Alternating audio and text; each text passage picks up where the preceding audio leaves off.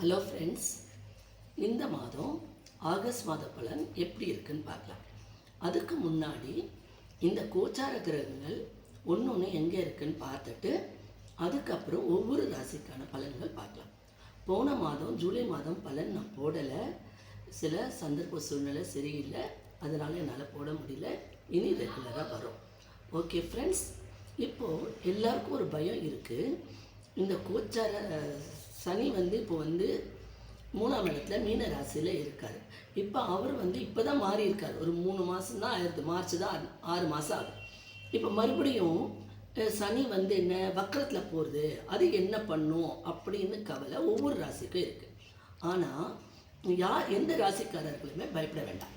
ஏன்னா இந்த வக்கர சனினால் எல்லா ராசிக்குமே நல்லது தான் நடக்கும்.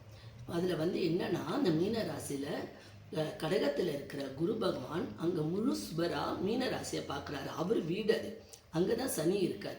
அதனால இந்த வக்கர சனி யாருக்கும் எந்த கெடுதலும் பண்ணாது.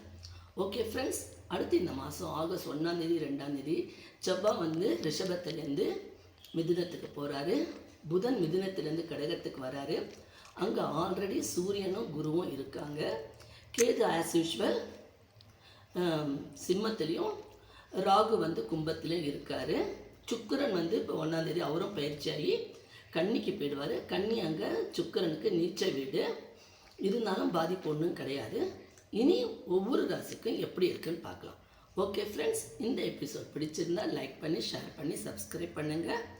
தொடர்ந்து ஒவ்வொரு ராசிக்கும் ஆகஸ்ட் மாத பலன் பார்க்கலாம்.